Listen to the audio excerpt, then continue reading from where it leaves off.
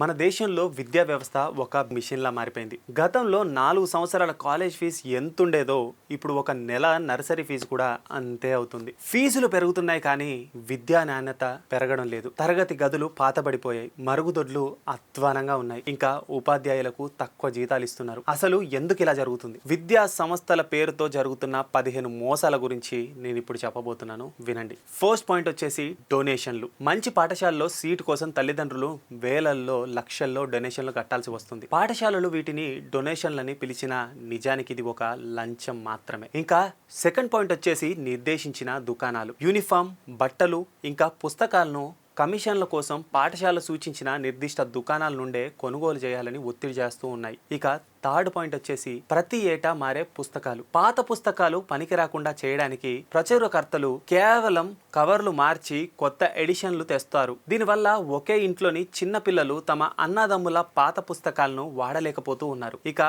Fourth point వచ్చేసి ట్యూషన్ల ఒత్తిడి. ఉపాధ్యాయులు తమ దగ్గరే ట్యూషన్ చదవాలని విద్యార్థులను బలవంతం చేస్తూ ఉన్నారు, లేదంటే పరీక్షలో ఫెయిల్ చేస్తామని బెదిరిస్తున్నారు. ఇక ఫిఫ్త్ పాయింట్ వచ్చేసి పరీక్షల పెనాల్టీ. అత్యవసర పరిస్థితుల వల్ల పరీక్ష రాయలేకపోతే మళ్ళీ పరీక్ష రాయడానికి అదనపు రుసుములు వసూలు చేస్తూ ఉన్నారు. హాజరు శాతం తక్కువగా ఉన్న డబ్బులు అడుగుతున్నారు. ఇక సిక్స్త్ పాయింట్ వచ్చేసి రీచెకింగ్ ఫీజ్. మార్కులు వేయడంలో పాఠశాల తప్పు చేసిన పేపర్లు మళ్ళీ దిద్దడానికి విద్యార్థి నుండి భారీగా ఫీజులు వసూలు చేస్తున్నారు. ఇక సెవెంత్ పాయింట్ వచ్చేసి అనవసరపు ఛార్జీలు. Activity fee, orientation fee, library card fee వంటి పేర్లతో అదనపు ఖర్చులు పెంచారు. ఇక ఎయిత్ పాయింట్ వచ్చేసి అనవసరమైన పద్ధతులు. ఫీజు కట్టడం ఆలస్యమైతే అసెంబ్లీలో విద్యార్థుల పేర్లను మైకులో ప్రకటించి వారిని మానసికంగా వేదనకు గురి చేస్తూ ఉన్నారు. ఇక నైన్త్ పాయింట్ వచ్చేసి క్యాంటీన్ లో జంక్ ఫుడ్. పాఠశాలలో క్యాంటీన్లలో సమోసాలు, మ్యాగీ వంటి అనారోగ్యకరమైన ఆహారాన్ని అమ్ముతూ పిల్లలకు చిన్నతనం నుండే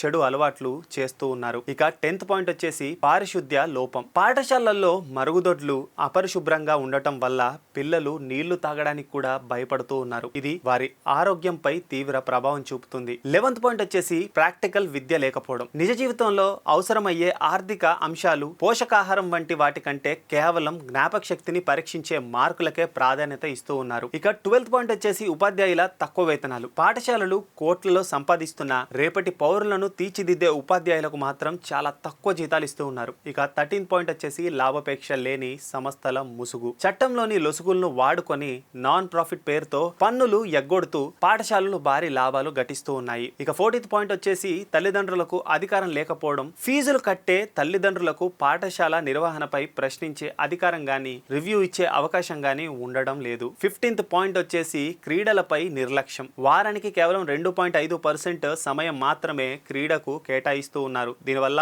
పిల్లల శారీరక ఎదుగుదల దెబ్బతింటూ ఉంది. ఇక ఫైనల్ గా మరి వీటన్నిటికీ పరిష్కారాలు ఏంటి అనే విషయం గురించి మాట్లాడుకుంటే పాఠశాలలు ప్రతి రూపాయికి లెక్క చెప్పాలి, ఇంకా పారదర్శకతను పాటించాలి. విద్యార్థులకే కాకుండా తల్లిదండ్రులు పాఠశాలలోని సదుపాయాలకు రిపోర్ట్ కార్డులు ఇచ్చే వ్యవస్థను ఉండాలి. ప్రతి పౌరుడు ఏదో ఒక సామాజిక సమస్యపై పోరాడితేనే మార్పు సాధ్యం. సో ఈ వీడియో అందరికీ షేర్ చేయండి. ఈ వీడియో మీకు నచ్చిందని అనుకుంటున్నాను. Hope you like it. And మరో ఇంట్రెస్టింగ్ టాపిక్ తో మళ్ళీ కలుద్దాం. అంతవరకు సెలవు. This is Arun. You are watching Telugu now.